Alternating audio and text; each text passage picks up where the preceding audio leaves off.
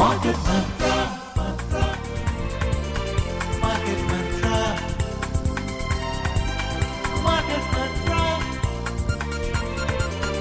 Market Mantra. Market Mantra.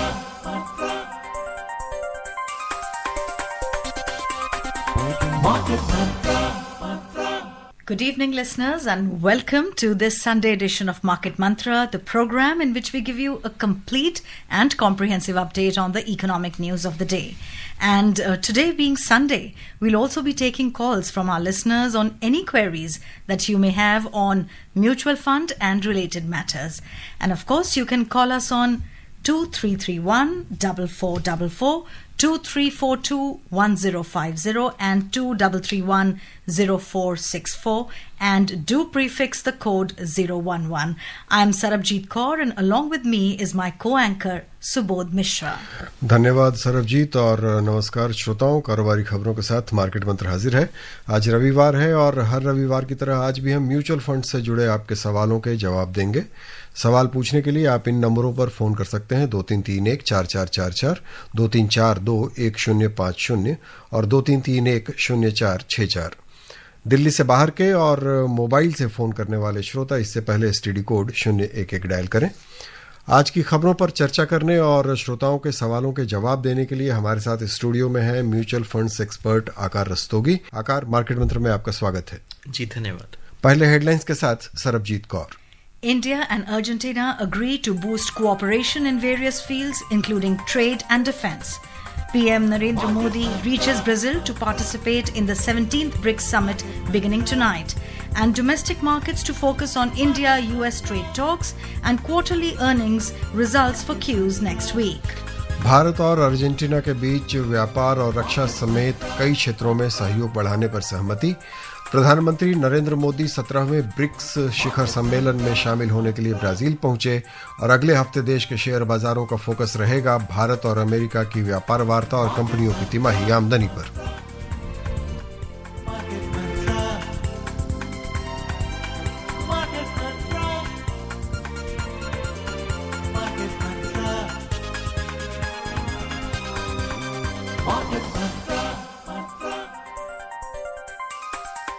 आइए पहली खबर पे नजर डालते हैं।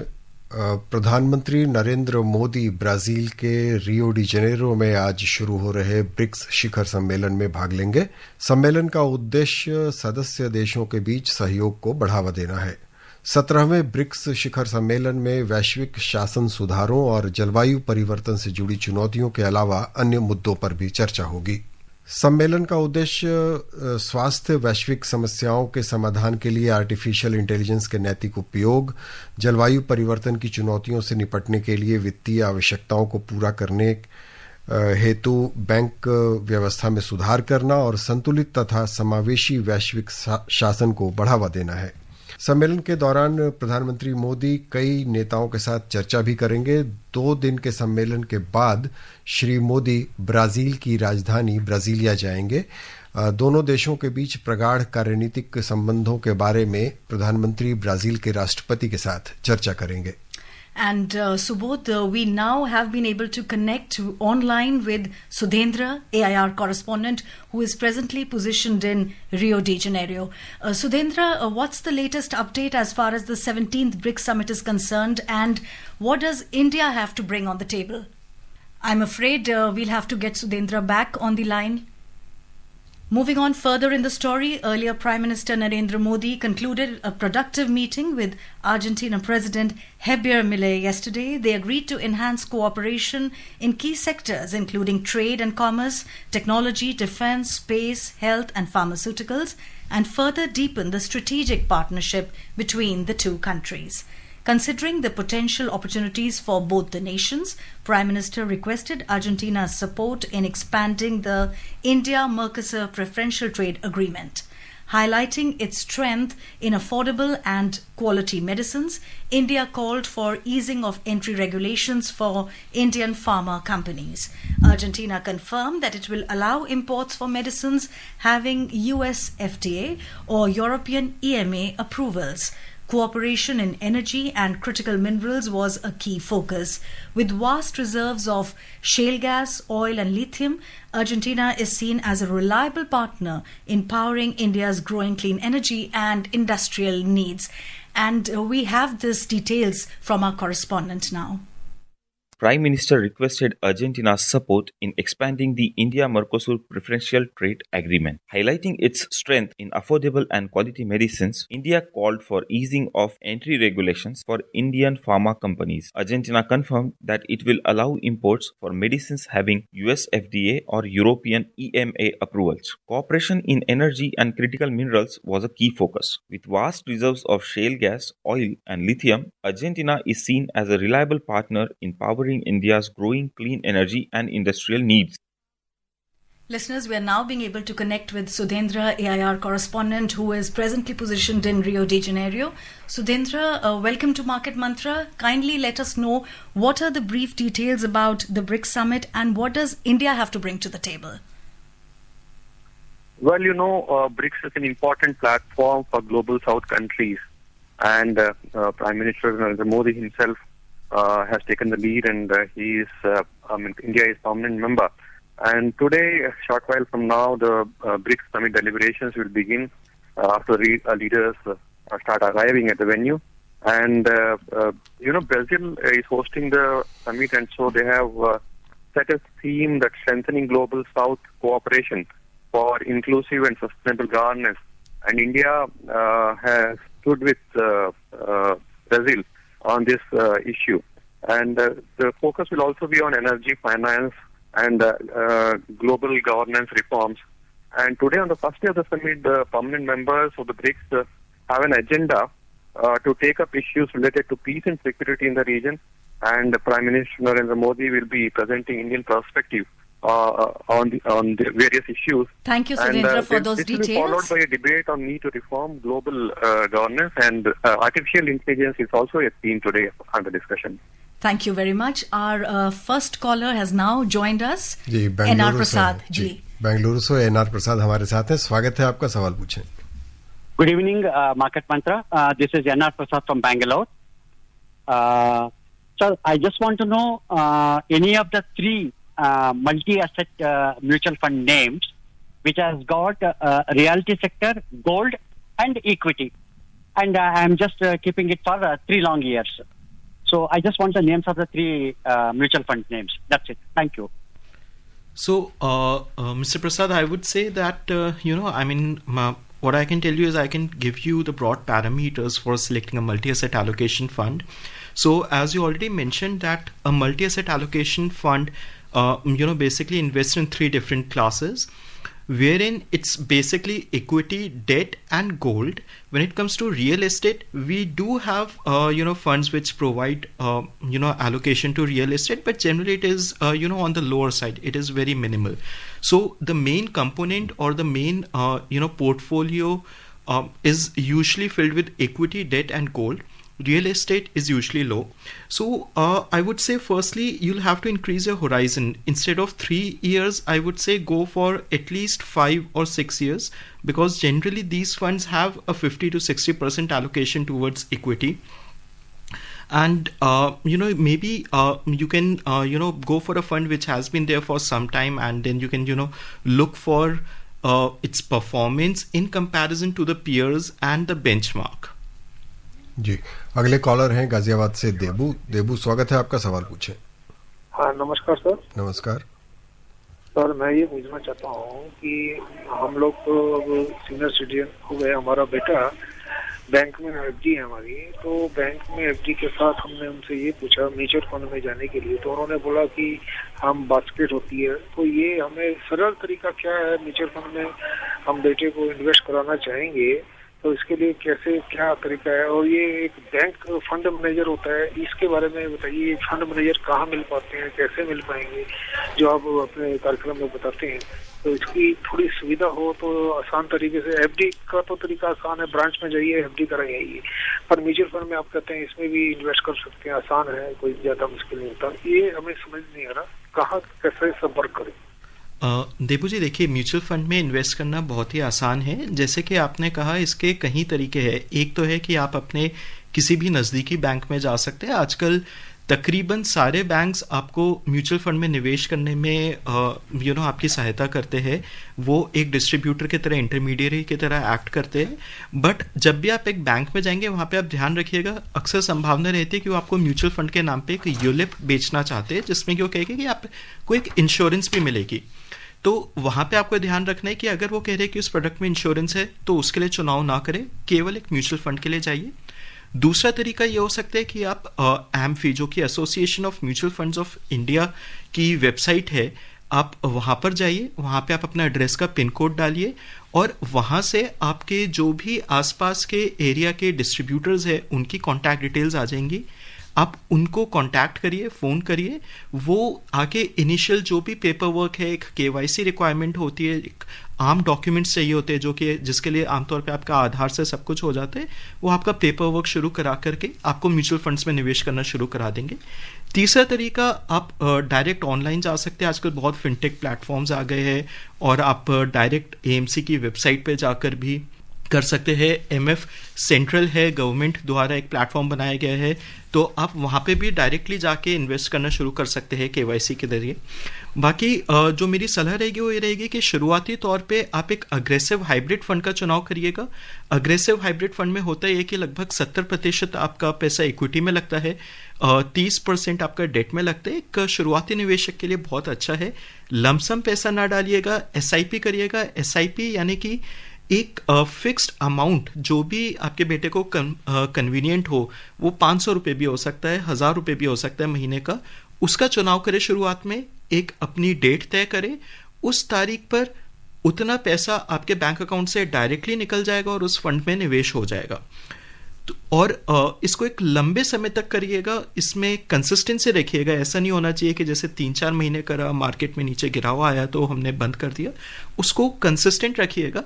और शुरुआत करने के लिए म्यूचुअल फंड बहुत सही रहेगा। जो बास्केट आप कह रहे थे, वो बेसिकली एक डाइवर्सिफिकेशन मिल जाता है उसमें, क्योंकि जैसे कि भले ही आप 500 रुपये का निवेश करेंगे, तो जो एक पोर्टफोलियो होता है, वो आपका 500 रुपये सिर्फ एक स्टॉक में नहीं, कहीं स्टॉक्स में बट के लगेगा एक पोर्टफोलियो में। उससे हमारा जो रिस्क है वो बहुत कम हो जाता है। और दिल्ली से योगेश जी जुड़ चुके हैं हमारे साथ। योगेश जी, अपना सवाल पूछिए। Thank you for taking my call. So before asking the question, I would like to raise a little concern because I getting to hear a lot of recommendations on multi-asset fund, but there is a one inherent problem with it. If you see closely, there's all your asset classes, including equity, is now being managed by only a single AMC. So I would like to re-quote Dhirendra ji here, ke don't put your eggs in one basket. We also diversify on the level of AMCs when we build a portfolio. So one thing is that the question is that there is a nowadays concern for grow users, like they are forced to have mutual funds in a demat holding manner, unlike the SOA which we used to have. So how these are both two different from each other, and what are the pros and cons of SOA versus demat holding in case of mutual fund NAV, mutual fund unit? Second question. So firstly, I would like to tell you that the investors still have the option to opt for the SOA thing. The only thing is that the default option has become the demat one with Grow. So you can still opt for the SOA thing. How both of these are different is that in the case of demat account, all your units and all the things are basically kept by the not exactly kept, but the records are maintained by the demat provider. And in the case of SOA, you can directly go to the AMC or the RTA, like CAMS or K Fintech. You can deal directly with the AMC. But in case of the demat holding, you'll have to deal only through your broker.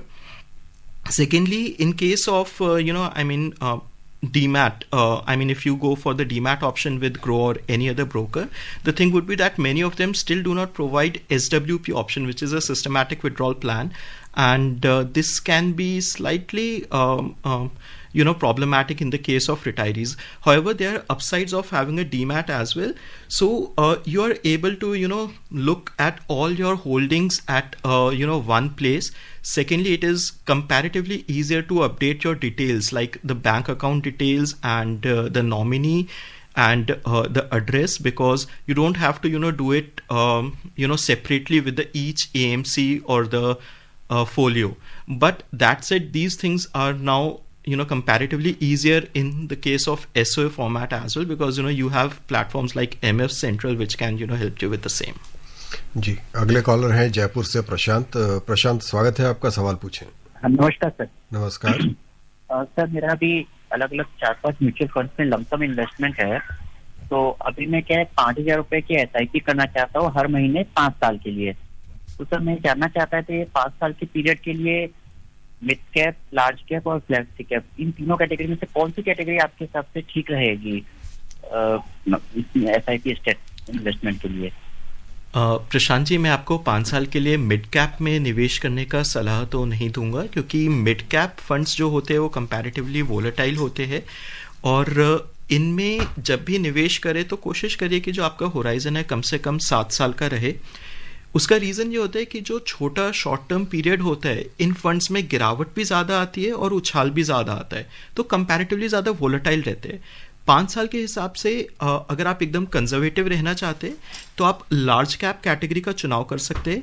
Large cap category में अगर आप चाहते हैं तो मेरी सलाह रहेगी कि आप कोई से एक अच्छा इंडेक्स फंड का चुनाव कर लीजिए, बिकॉज लार्ज कैप में जैसे जैसे समय बढ़ रहा है जो एक्टिवली मैनेज्ड फंड्स है वो इंडेक्स को बीट करने में थोड़ा सा उनको तकलीफ हो रही है, थोड़ा सा मुश्किल आ रही है।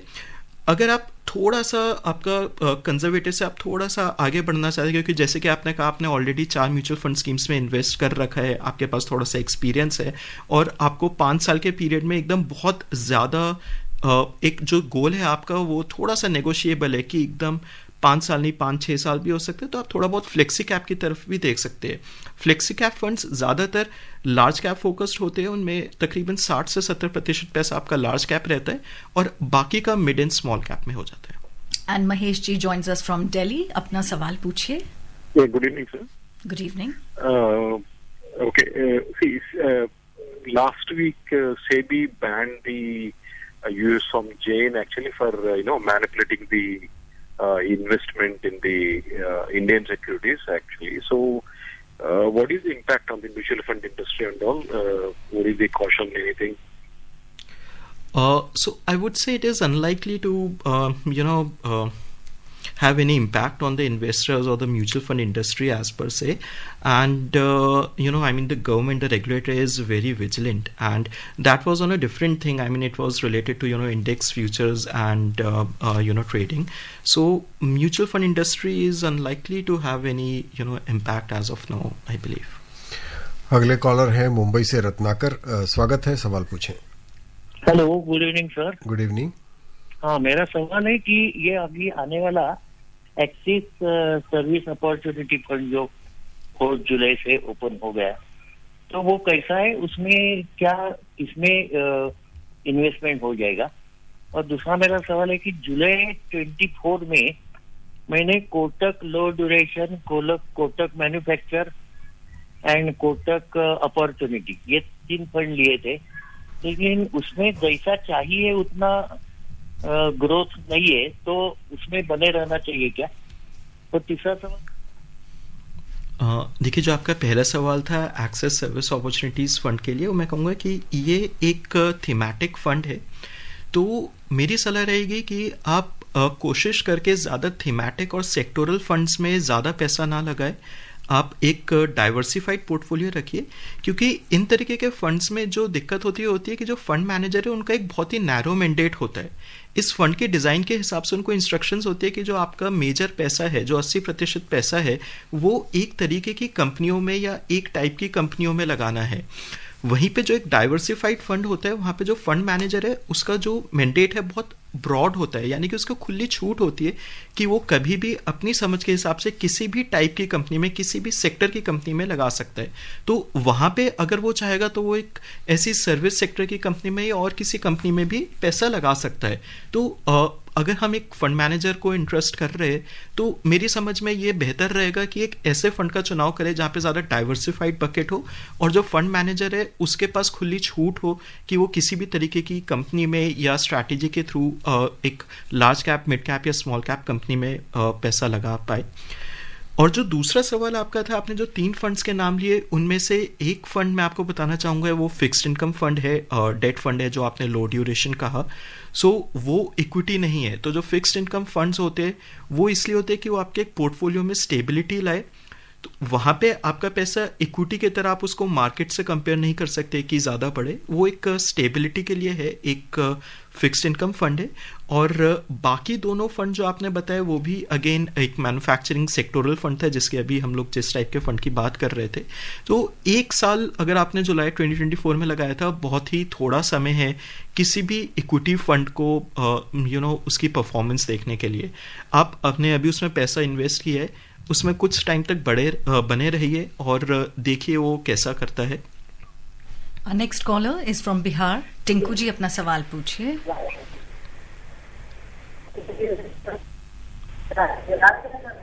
हेलो टिंकू जी, आप आवाज सुन पा रहे हैं हमारी? सर जी। जी सर, मेरा दोस्त एक तो ये सवाल है, जो पोस्ट ऑफिस में बॉन्ड पॉलिसी बनता है ये आम आदमी के लिए है या ना? और एक सवाल ये है, मेरा 10 साल का लड़का है और 3 साल का लड़की है, उसके लिए कोई पॉलिसी अच्छा हो तो आगे के लिए उसको पढ़ाई लिखाई एजुकेशन में काम आए, कोई जानकारी हमें दीजिए। तो देखिए, जो आपका दूसरा सवाल था मैं वो पहले लेना चाहूँगा कि आपका एक 10 साल का बेटा है और एक 3 साल की बेटी है, उनकी पढ़ाई के लिए आप निवेश करना चाहते हैं। तो यहाँ पे मैं मान के चल रहा हूँ कि जो पैसा है ये आपको थोड़े लंबे समय के बाद चाहिए होएगा, जैसे कि कम से कम 7, 8 या 10 साल के बाद चाहिए होएगा उनकी ज़्यादा हायर स्टडीज़ के लिए। तो पॉलिसी नहीं, मैं आपको म्यूचुअल फंड का सुझाव करूँगा। आप शुरुआती तौर पे एक अग्रेसिव हाइब्रिड फंड का चुनाव कर सकते हैं और इसमें आप हर महीने जो भी आपको कन्वीनियंट हो 500 रुपये महीना भी आप इसमें निवेश कर सकते हैं। आप इसमें निवेश करिए और जितना जल्दी निवेश करना शुरू करेंगे, जितना ज़्यादा लंबा समय उस पैसे को मिलेगा इक्विटी में, उस हिसाब से आपको ज़्यादा फ़ायदा होएगा, क्योंकि उसमें एक कंपाउंडिंग इफेक्ट होता है जो कि टाइम के साथ हमारे को मिलता है। तो आप एक अच्छे अग्रेसिव हाइब्रिड फंड में उन दोनों के लिए निवेश कर सकते हैं। जी, कोलकाता से अभिजीत हमारे साथ हैं, स्वागत है, सवाल पूछें। Good evening sir. Good evening. मान लीजिए इंडिविजुअल इन्वेस्टर जो मार्केट में 8-10 साल है, 8-10 साल एक्सपीरियंस है और वो मोटा मोटे तौर पे समझदार है, तो मैं इंडिविजुअल इन्वेस्टर तो उस इन्वेस्टर को मार्केट से ज्यादा रिटर्न लाने का प्रोबेबिलिटी है और कोई mutual fund expert, mutual fund manager को उम्मीद है? कौन किसी का प्रोबेबिलिटी ज्यादा है मार्केट से रिटर्न लाने का? Thank you. देखिए, जो डायरेक्ट स्टॉक इन्वेस्टिंग है वो कम्प्लीटली डिपेंडेंट होती है कि जो इंडिविजुअल पर्सन है उसके स्किल सेट कितना है, वो मार्केट को, वो कंपनीज को कितना अच्छे से समझता है, वो ऑन अ डेली बेसिस रोज़ाना उसकी रिसर्च के लिए कितना टाइम स्पेयर कर पा रहा है, उनकी जो एनुअल रिपोर्ट्स है कंपनीज की, जो क्वार्टरली रिपोर्ट्स आती है, वो कितना रीड कर पा रहा है, कितना समझ पा रहा है और उसके हिसाब से कितना एक्ट कर पा रहा है। तो जो एक एक्सपीरियंस है मार्केट का वो खाली एक फैक्टर है, उससे बस बेसिकली एक ये पता लगेगा कि अगर कोई 7-8 साल से इन्वेस्टेड है कि इक्विटी मार्केट में बीच बीच में काफ़ी ज़्यादा बीच वोलेटिलिटी आती है, वो शॉर्ट टर्म में नीचे भी गिरता है फिर ऊपर भी उठता है, लेकिन डायरेक्ट स्टॉक इन्वेस्टिंग उससे कहीं ज़्यादा है। उसके लिए और काफ़ी सारी चीज़ें चाहिए, जैसे कि मैंने बताया कि आपको ऑन अ रेगुलर बेसिस आपको उसकी एनुअल रिपोर्ट्स पढ़नी पड़ेंगी, आपको चीज़ें समझनी पड़ेंगी। तो ये कम्प्लीटली उस इंडिविजुअल के स्किल्स पे डिपेंड करेगा। अगर आप उसको एक ट्राई देना चाहते हैं, इससे पहले ज़्यादा नहीं करा है, तो मेरी सलाह रहेगी कि आप अपने पोर्टफोलियो को एक थोड़ा सा पोर्शन, मे बी 10-15% पैसा अलग निकाले और उससे धीरे धीरे इन्वेस्ट करना शुरू करे डायरेक्ट स्टॉक्स में। बाकी का अपना पैसा म्यूचुअल फंड्स में लगा दीजिए, सेफ हैंड्स में रहेगा, एक प्रोफेशनल के पास रहेगा। और जो ये 10-15% पैसा है, इससे आप धीरे धीरे निवेश करना शुरू करिए। देखिए कि स्टॉक्स में करके उनकी एनुअल रिपोर्ट्स पढ़ के कि क्या आप वो सारी चीज़ें अच्छे से समझ पा रहे हैं, क्या आप रोजाना या एवरी क्वार्टर एवरी मंथ वो जो एक रिक्वायर्ड टाइम है वो अपने ऑफिस के साथ स्पेयर कर पा रहे हैं। और अगर कर पा रहे हैं वो सब चीज़ें करके, तो आपका वो पोर्टफोलियो कैसा रिटर्न दे रहा है। अगर अच्छा रिटर्न दे रहा है तो धीरे धीरे आप अपना कुछ सालों के बाद पूरा पोर्टफोलियो उधर शिफ्ट कर सकते हैं। आकार इसका संबंध रिस्क से भी है, क्योंकि आप जब सीधे निवेश कर रहे हैं अगर शेयर बाजार में, तो आप ज्यादा रिस्क भी उठा रहे हैं। बिल्कुल बिल्कुल। नेक्स्ट कॉलर फ्रॉम दिल्ली, प्रीतम जी अपना सवाल पूछिए। हेलो हेलो प्रीतम जी, सवाल पूछिए। जी जी जी मैडम, मैं ये पता करना चाह रहा था कि एनपीएस के लिए एक जो निश्चित जो आयु है वो क्या है, और जो लोग गवर्नमेंट जॉब में नहीं है या रेगुलर इनकम में नहीं है या असंगठित क्षेत्र से हैं, वो एनपीएस में जा सकते हैं क्या? उसके अलावा एक क्वेश्चन और है कि रिटायरमेंट इंश्योरेंस के लिए लास्ट एज क्या होती है? एनपीएस के लिए एज सच एज लिमिट कोई नहीं है। जो एक नॉर्मल एनपीएस है वो आप 18 ईयर्स की एज के बाद खोल सकते हैं। इसमें ऐसी कोई रिक्वायरमेंट नहीं है कि अगर आपकी रेगुलर इनकम है या नहीं है। ये एक आपके रिटायरमेंट के लिए पूंजी जोड़ने के लिए स्कीम है, एक ऑल सिटीजन मॉडल के अंदर, इर्रिस्पेक्टिव ऑफ कि आप एक गवर्नमेंट एम्प्लॉय है या आप प्राइवेट एम्प्लॉय है, आप उसमें अपना पैसा निवेश करना शुरू कर सकते हैं। बस ध्यान रखिएगा जब भी आप एनपीएस में पैसा लगाए, वहाँ पे पैसा आपका लगभग 60 साल की उम्र तक वर्चुअली लॉक हो जाता है। और 2 मॉडल्स होते हैं, एक्टिव और ऑटो चॉइस। एक्टिव चॉइस में आप ज़्यादा पैसा 75% तक इक्विटी में लगा सकते हैं।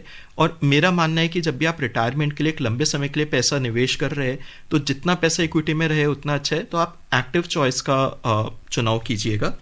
बाकी टर्म इंश्योरेंस के लिए आपके इनकम डॉक्यूमेंट्स की रिक्वायरमेंट रहेगी, क्योंकि वो ये देखना चाहेंगे कि जितने का भी आप एक टर्म प्लान ले रहे हैं उसके हिसाब से आपकी जो एक एनुअल इनकम है वो कितनी है। जी, अगले कॉलर हैं प्रेम फरीदाबाद से। स्वागत है आपका, सवाल पूछें। जी नमस्कार जी। नमस्कार सर, मैं ये पूछना चाहता हूँ कि सरकार के द्वारा एक बैंक में सुकन्या योजना खोली गई है जो छोटे बच्चों के लिए, लड़कियों के लिए जी 4-5 साल से अकाउंट खुल जाता है, तो वो योजना 21 साल के बाद पेमेंट वापस मिलती है। वो योजना म्यूचुअल फंड दोनों एक समान ही माने अगर हम 500 रुपये महीना म्यूचुअल फंड में देते हैं बच्चे के नाम, और मान के चलिए 5 साल बाद हम उसमें देना बंद कर दें, तो जो पेमेंट हमारी जमा होगी म्यूचुअल फंड में, उसका क्या प्रावधान है, कैसे इसका तरीका है? जो सुकन्या समृद्धि योजना है वो भारत सरकार की बहुत ही अच्छी स्कीम है, बट इसको आप म्यूचुअल फंड से एकदम एक जैसा नहीं मान सकते। यहाँ पे कुछ थोड़े से डिफरेंसेस है। सबसे पहला जो बड़ा डिफरेंस है वो ये है कि जो सुकन्या समृद्धि योजना है वो एक फिक्स्ड इनकम स्कीम है, वो एक गारंटीड रिटर्न देती है लेकिन फिक्स्ड इनकम स्कीम है। वही म्यूचुअल फंड्स में अगर आप इक्विटी म्यूचुअल फंड का चुनाव करते हैं तो वहाँ पे आपको इक्विटीज़ का, मार्केट का रिटर्न मिलेगा, जो कि एक लंबे समय में, जो कि अगर आप 10-15 साल के लिए करेंगे तो आपको ज़्यादा रिटर्न मिल जाएगा। Okay, moving on to the next big story of the day. After ending in the negative territory last week due to profit booking and amid lingering uncertainty over the India-US trade deal, the domestic markets will focus on developments about India-US trade deal and quarterly earning results next week. Last week, the Sensex and Nifty declined 0.7%. However, the mid and small cap segments registered gains. जी, आकार market मंत्र में आने और श्रोताओं के सवालों के जवाब देने के लिए बहुत बहुत धन्यवाद। धन्यवाद। Listeners, before we wrap up today's edition, a reminder of the headlines. India and Argentina agree to boost cooperation in various fields, including trade and defense. PM Narendra Modi reaches Brazil to participate in the 17th BRICS summit beginning tonight. And domestic markets to focus on India-US trade talks and quarterly earnings results for Qs next week. That's it in today's edition of Market Mantra. See you tomorrow. Goodbye. Market Mantra.